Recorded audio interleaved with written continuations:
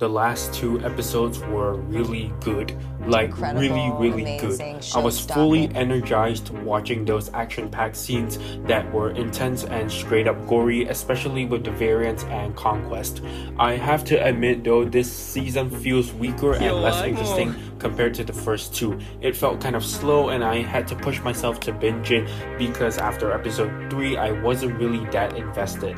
To be fair, Invincible Season 3 delved deeper into Mark and Eve's relationship as well as Mark's morality, which seemed a bit drier, but these were essential parts of the story. Cecil's stupidity was one of the reasons I got annoyed in the first two episodes. Like, why would you pull out your trump card immediately on Mark? Why corner him in a room full of reanimate when you're the one trying to avoid fights and claiming you need protection? Mark didn't even land a finger on Cecil and Cecil freaked out, launching all his contingency plans. Not to mention, Mark's argument about Darkwing and Sinclair was pretty dumb considering all the lives they saved. Cecil literally used them only in emergencies. The reanimate were so useful, they killed an invincible variant and held off Omni-Man for a decent amount of time. Had it not been for Darkwing and Sinclair, all the heroes would have been killed by a city-level threat. I don't know why the writing made Mark unable to see this, and Cecil could have easily explained their usefulness by referencing those scenarios. Cecil's point about rehabilitating these two was solid, how their talents could be used to help people and save lives instead of taking them, even if it wouldn't undo their past. I don't understand why the show made Mark seem so narrow-minded. Cecil came across as pretty dumb this season, but after Mark's insanely close encounter with Conquest, he should have killed him. I'll always back Cecil's actions, but this time I can't. Mark, Eve, and Oliver were completely obliterated during that fight. Conquest was basically playing with them for 75% of it. He could have killed all three of them from the start, but just wanted to have fun. If Eve hadn't removed those limiters, they all would have been toast. Cecil really messed up here. Some parts of this season felt a bit dull to me, like the future world where Immortal ruled. I honestly wouldn't care if anything happened to him. He's just a boring, useless character. For an episode involving the future, it felt really low stakes with dry action involving dog-like characters. Like, damn, they keep pushing Mark to kill people for no good reason. I know this part was from the comics, but it felt boring and I wish they had left it out.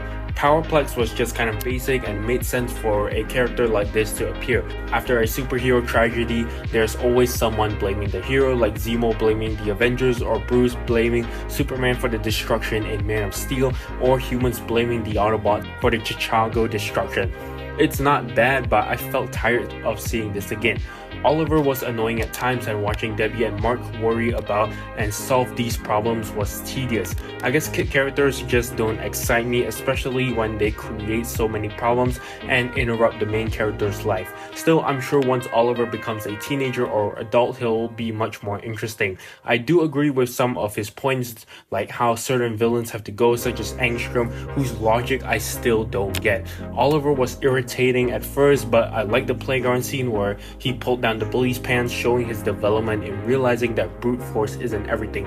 That said, I'll never forgive Oliver for killing the Mauler twins. They were great villains, funny, unique, and they deserve to survive until the end of the series. Despite my earlier disliking of him in the first few episodes, I have grown to like him a bit more since he landed a hit on Conquest, which is worth more than whatever Immortal did in the entire show. I still enjoyed this season overall, especially the Invincible War and Conquest. However, the way Angstrom is written is just idiotic. His logic is baffling. Why try so hard to turn the one good-hearted variant into the variant you hate? Why enlist the help of the people you despise to ruin the life of one person who can help defeat the people that cause you immense pain? It doesn't make sense. I felt Angstrom needed better build-up. In seasons 2 and 3, he was just teased for an episode, then disappeared until the last 1 or 2 episodes, only to get absolutely bodied by Mark, which I'm fine with it. But since he's teased to be a final villain, he should have gotten more build-up each episode, like Omni-Man did in season 1, since he didn't have a good build-up in season 2. I know they're following the source material, but the show could have added more, like with Damon Darkblood. The Invincible War should have lasted longer. with more action, like showing how Tech Jacket defeated Viltrumite Mark. I would have loved to see the other heroes in action more. This didn't ruin the season, but I definitely would have liked to see more. The Invincible War should have been longer given the huge impact it had on the characters, the world. Dark Seismic from the first episode was kind of dull too. The only interesting part was how he captured everyone, which led to Sinclair and Darkwing being used, causing the argument between Mark and Cecil. Dark Seismic has always been a boring villain with nothing to offer, and the heroes dealt with him quickly after his release. Animation has been another big complaint, but honestly I didn't notice it much. It's not the best, but considering season 2 just came out a year ago, the animation is decent. And I wouldn't mind watching this if I had to wait a year. At least the conquest fight was done really well, and the animators locked in to the point where they actually animated Mark's hair moving. The conquest fight was epic and definitely what everyone was looking forward to. Barbaric and monstrous action that kept you hyped up every second. The last 2 episodes were perfect. What a way to wrap up this season. Overall, I still love this season, but it's not perfect. It doesn't deserve the perfect ratings it's receiving on Rotten Tomatoes or IMDb or whatever insane hype that's being built up on TikTok, nor does it deserve the horrendous rating that IGN gave. What the fuck was IGN seriously thinking?